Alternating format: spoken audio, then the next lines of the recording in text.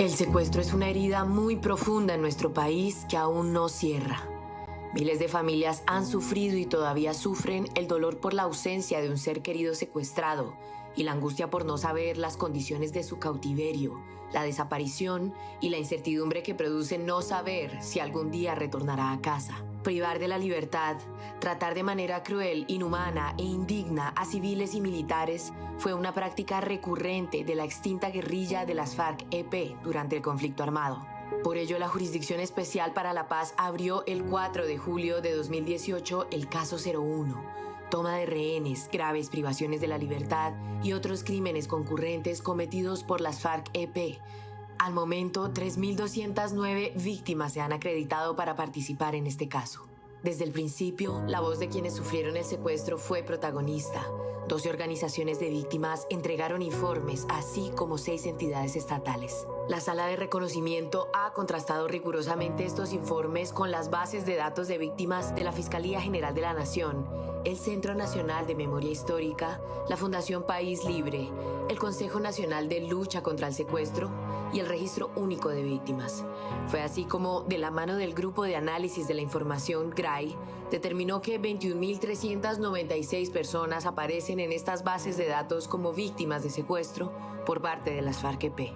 Allí, la sala procedió a recorrer el territorio nacional y escuchó 73 versiones individuales de comparecientes de las FARC, de las cuales 9 fueron versiones colectivas organizadas por bloques en espacios territoriales de capacitación y reincorporación, ETCR, y otros lugares a lo largo del país que contaron con los aportes de verdad de más de 295 comparecientes. Luego, la sala recibió más de 1.300 observaciones y demandas de verdad y de reconocimiento que tenían las víctimas ante estas observaciones. Con todo esto, la sala encontró que contaba con bases suficientes para establecer que la práctica del secuestro ocurrió de manera generalizada en casi todos los departamentos del país y fue una política de las FARC-EP que venía desde sus máximos dirigentes, quienes dieron las órdenes u omitieron en algunos casos controlar lo que hicieron sus subordinados.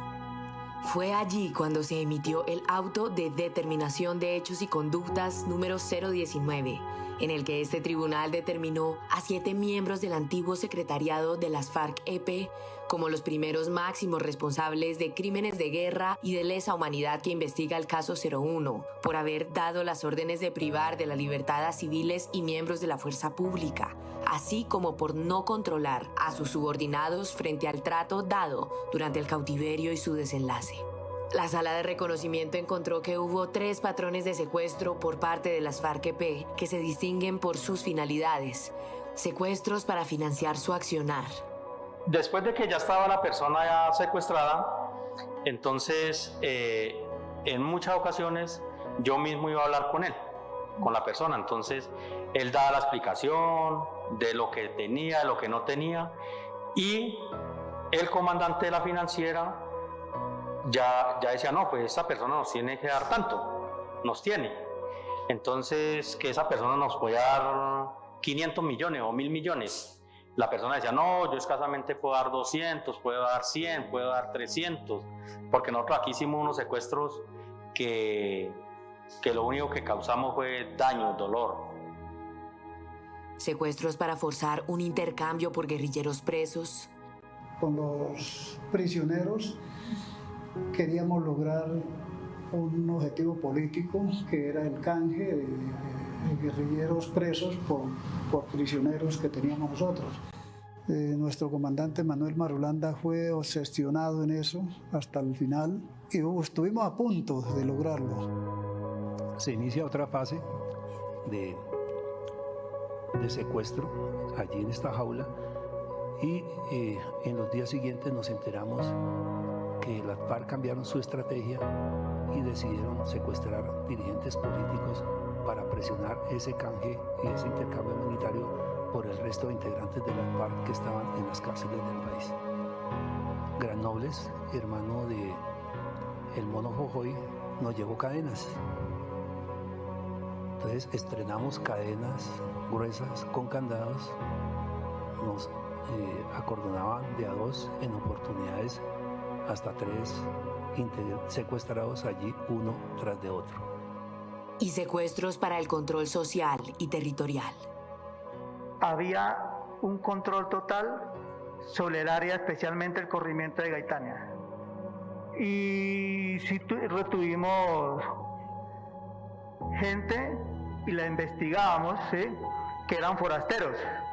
El chip cambia y miramos hacia el tiempo de que verdaderamente cometimos horrores, sufrimiento y dolor a muchas familias que antes pensábamos que lo estábamos haciendo bien.